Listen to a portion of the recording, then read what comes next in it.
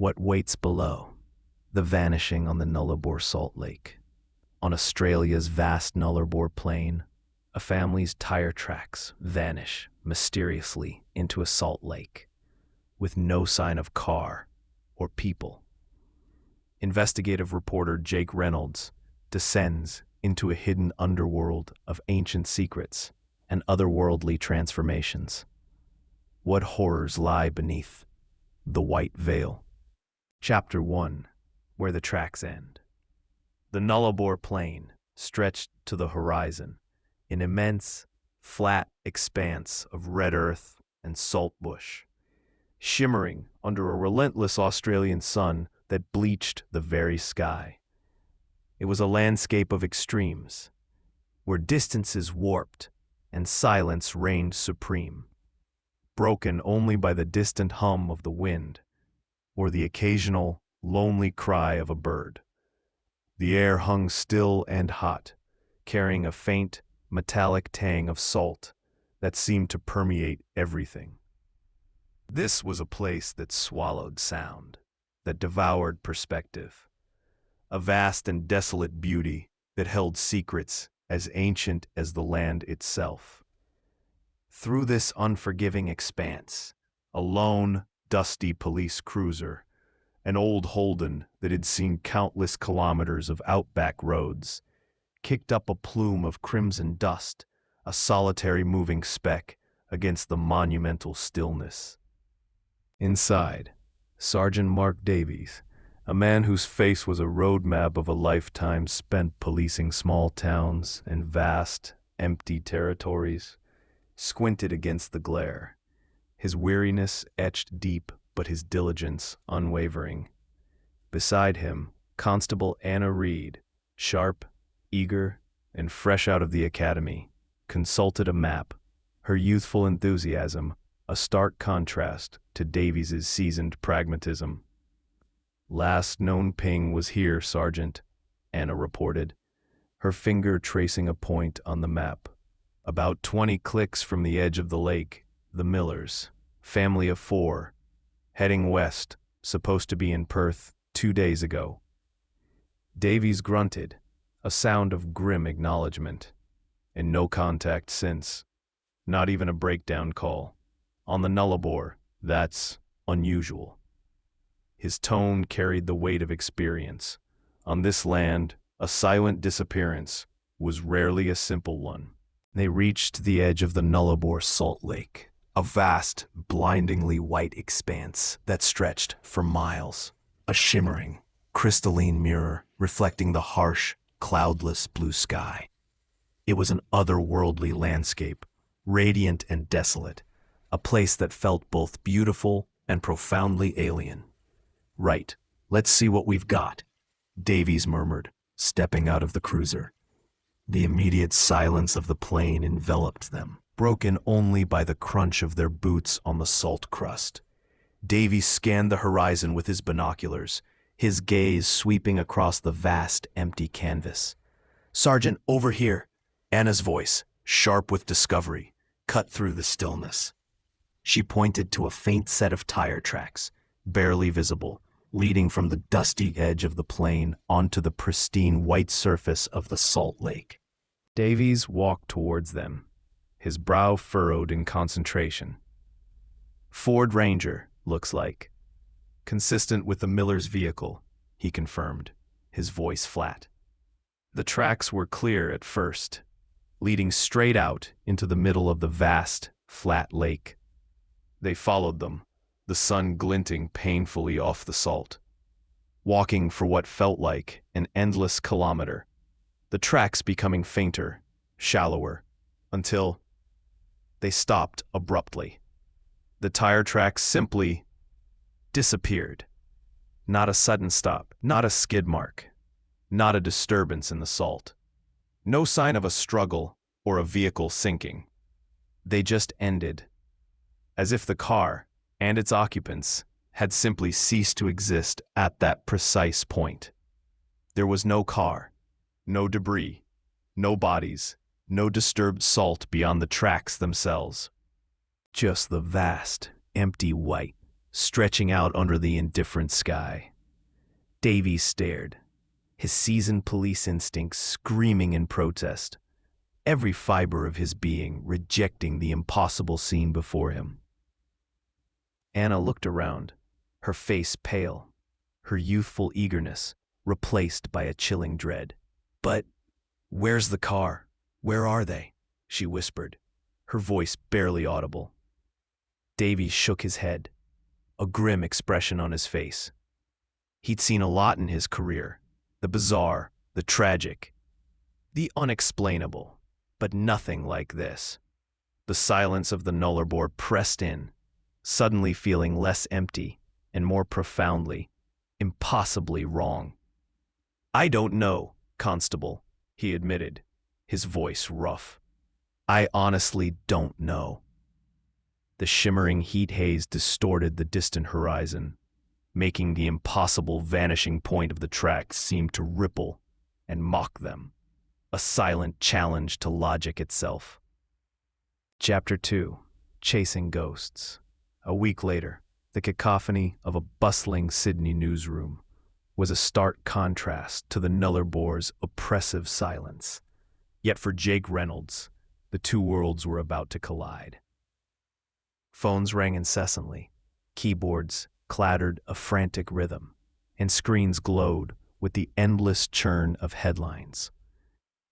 Jake, a man in his mid-30s, sharp-edged and cynical, possessed a restless energy that often manifested as an insatiable need to dig deeper, to scratch beneath the polished surface of official narratives. He was an independent investigative reporter, known for his relentless pursuit of stories the mainstream media deemed too messy, too obscure, or simply too bizarre to touch. Hunched over his desk, a half-empty coffee mug his only companion, he scrolled through local news feeds, a practiced cynicism guiding his gaze. His fingers stilled. A small, almost throwaway piece, buried amidst the daily grind of city crime and political scandal, caught his eye. Family vanishes on Nullarbor. Police baffled. The brief article mentioned the missing Miller family and the inexplicable tire tracks that simply ceased to exist. Baffled, Jake muttered to himself, a sardonic curl to his lip. That's usually code for "we've got nothing, and we're hoping it goes away." He immediately pulled up a map of the Nullarbor, zooming in on the vast, white expanse of the Salt Lake. The sheer emptiness of the area was striking, a void on the map that seemed to beckon.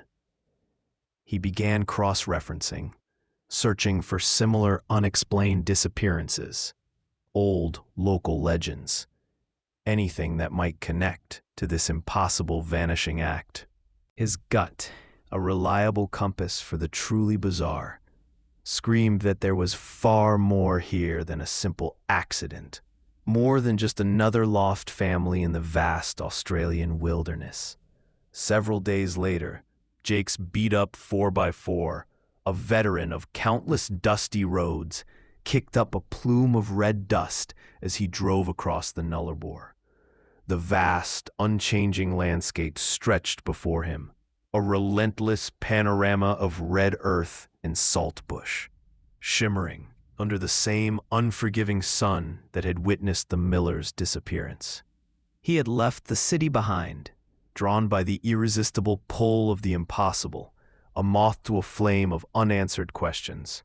His journey ended at a small, isolated police outpost, a single demountable building baking under the relentless glare, looking utterly insignificant against the backdrop of the endless plain. Inside, Sergeant Davies looked up from his desk, a stack of paperwork before him, his expression a mixture of exhaustion and suspicion.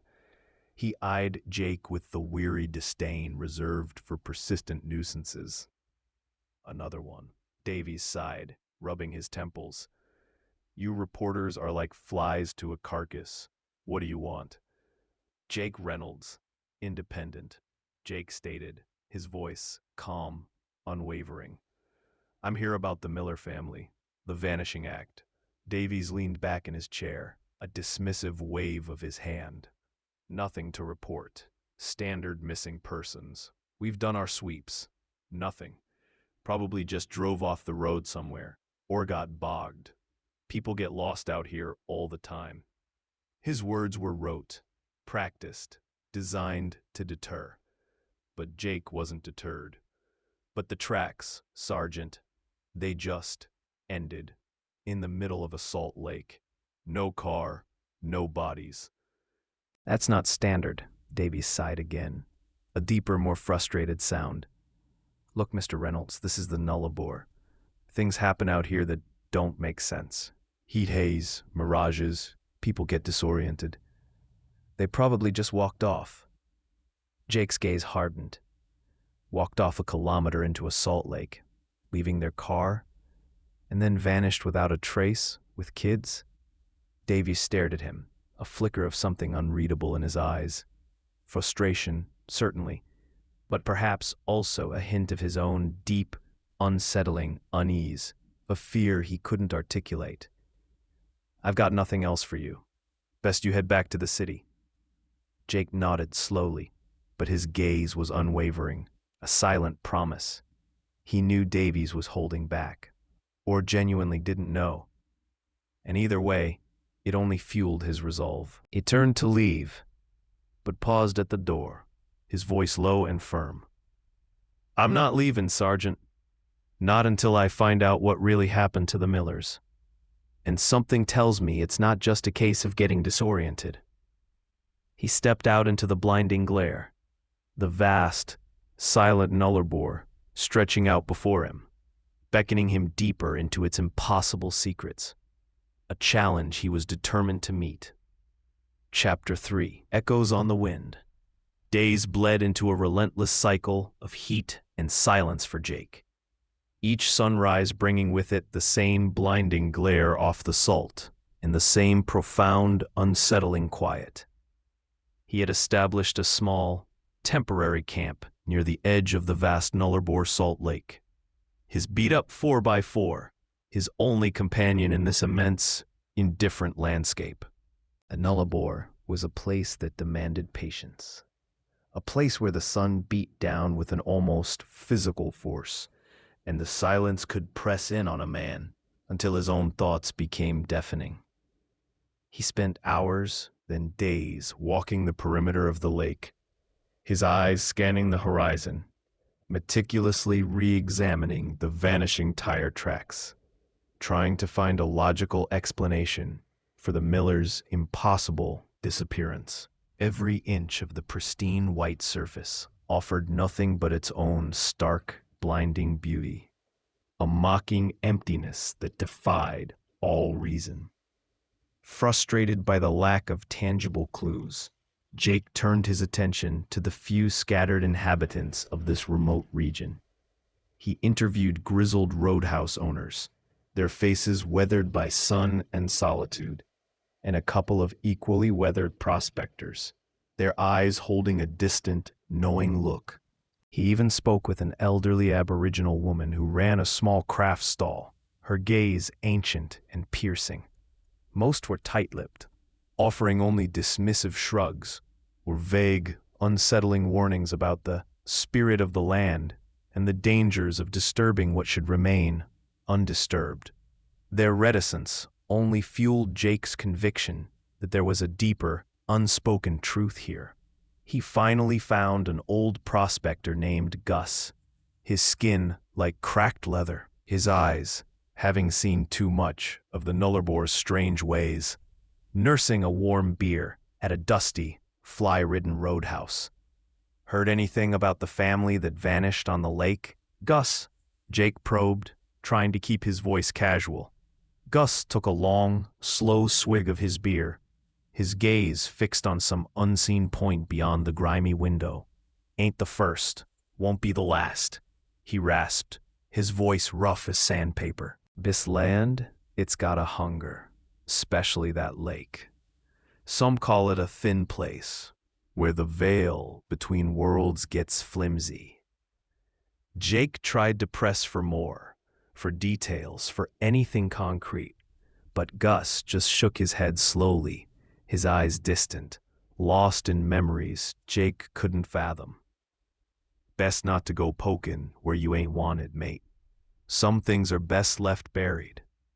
Jake, ever the pragmatist, dismissed it as old wives' tales, the ramblings of a man too long exposed to the sun and solitude.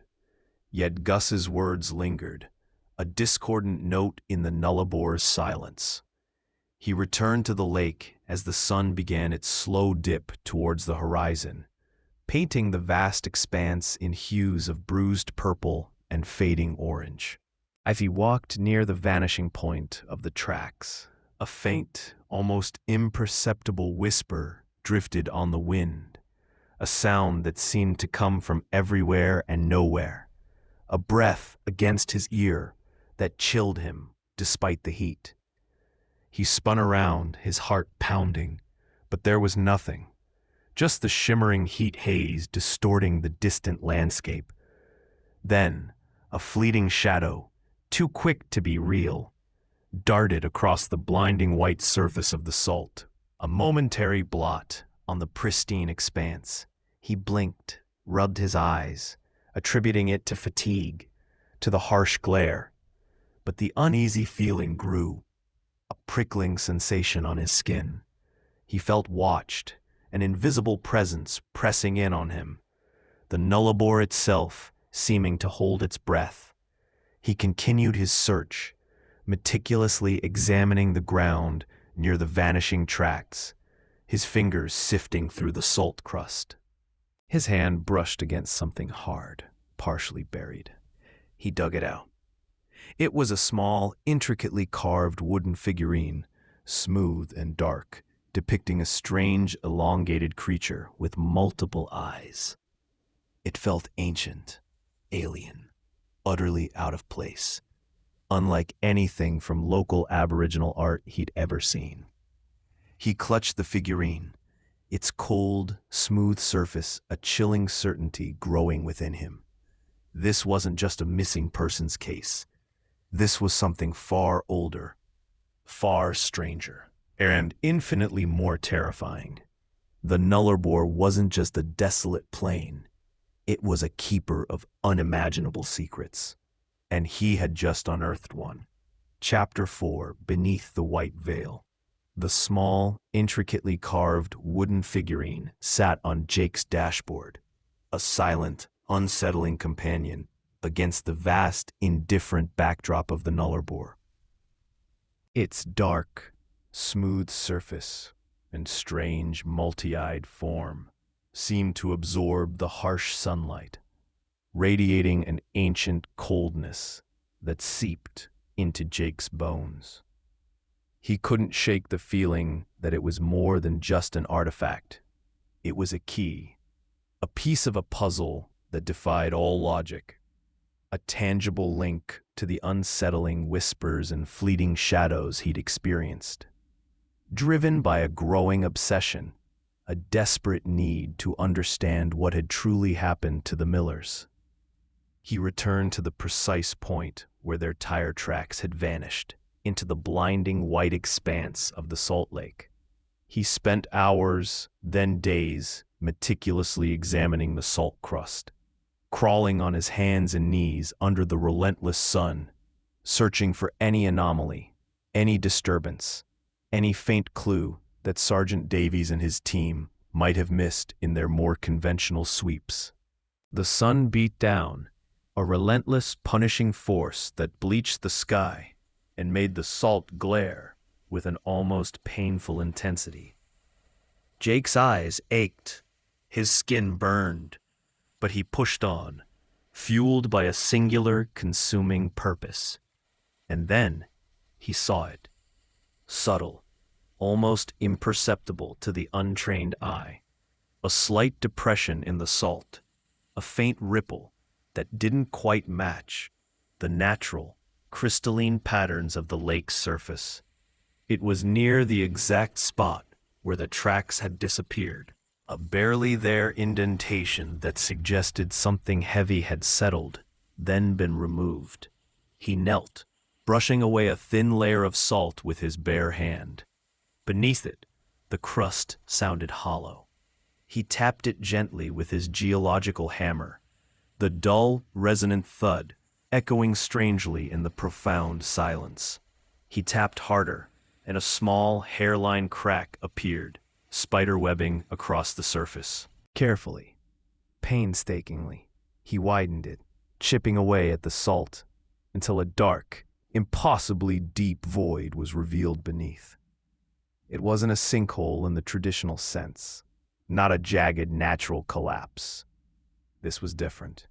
It was a perfectly circular, almost unnatural opening in the salt crust, leading down into absolute, impenetrable blackness. The edges were smooth, too perfect to be natural, as if cut with immense precision. He shone his powerful tactical flashlight down the opening. The beam seemed to be swallowed by the void, reaching no discernible bottom, just a consuming darkness. A shiver, colder than any Nullarbor night, ran down his spine. He pulled out a small remote-controlled drone from his 4x4, equipped with a high-resolution camera and its own powerful light. With trembling hands, he carefully lowered it into the opening. The drone's light cut through the oppressive darkness, revealing smooth, impossibly uniform walls that descended straight down into the earth. This was no natural cave, no geological formation. It looked constructed, ancient, alien. As the drone descended further, its camera fed back chilling images to Jake's screen. The walls were not rock, but a strange, dark, crystalline substance that shimmered faintly, catching the drone's light in an otherworldly dance. And then, the drone's light caught something on a narrow ledge far below. A child's small, brightly colored plastic toy, a miniature kangaroo, lay there, impossibly pristine, almost untouched by time. And beside it, a fragment of patterned fabric, unmistakably from a child's shirt. Jake's breath hitched, a strangled sound caught in his throat. No signs of struggle. No broken glass, no blood, no disturbed salt around the opening. The items were simply there, placed, almost. He pulled the drone back up, his mind racing, connecting the impossible dots. The Millers weren't swallowed by the lake. They didn't fall. They entered. They drove their car to this exact point, and then, somehow, they went down. He looked from the smooth, dark walls of the opening to the strange wooden figurine still clutched in his hand. He noticed the faint, almost invisible symbol carved into its base, a spiral.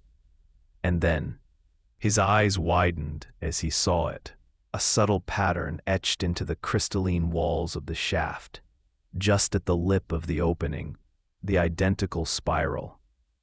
It was a symbol of passage, a doorway, and the Millers, it seemed, had walked right through it into something utterly beyond human comprehension. Chapter 5. What Waits Below. The perfectly circular opening in the salt crust, a gaping maw into the unknown, stared back at Jake. It was a dark, silent challenge, a doorway to a truth that defied every logical framework he possessed. He knew, with a terrifying certainty that resonated deep in his bones, that he had to go down. This was no longer just a story.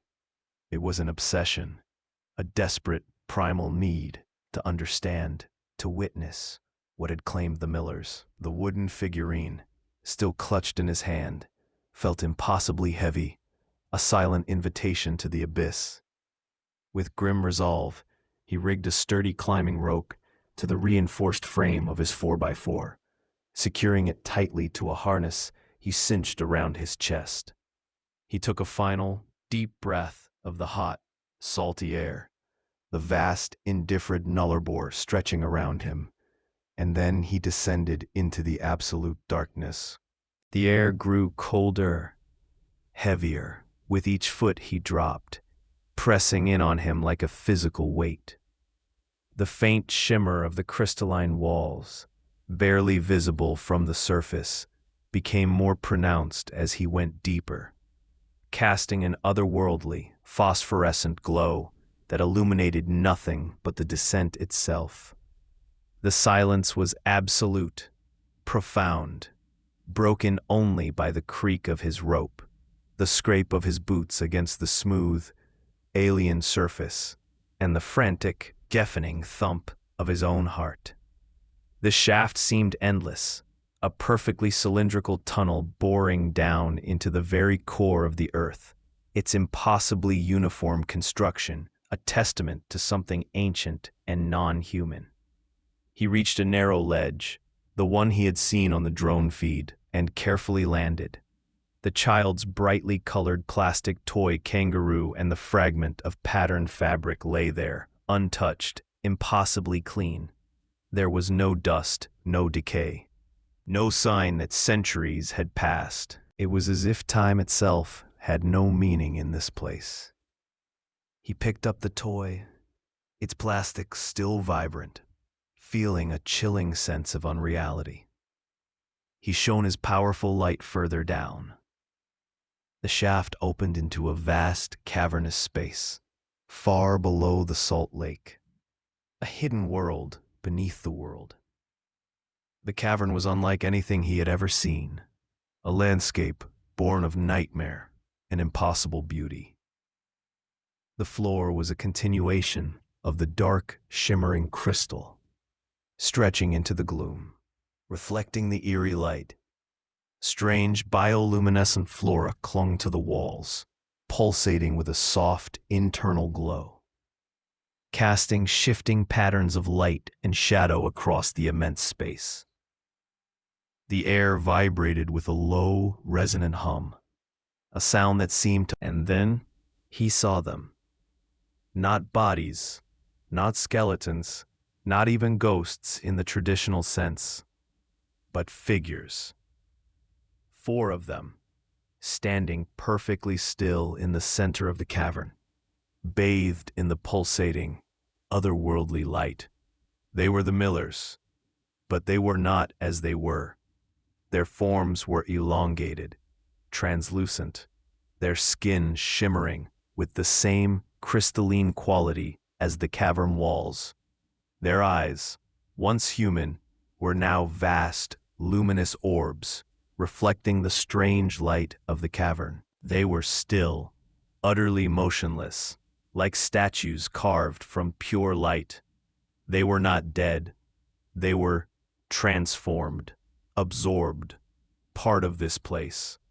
As Jake stared, a ripple passed through the cavern, a disturbance in the very fabric of the air.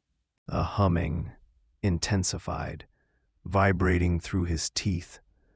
From the shimmering walls, a form began to coalesce.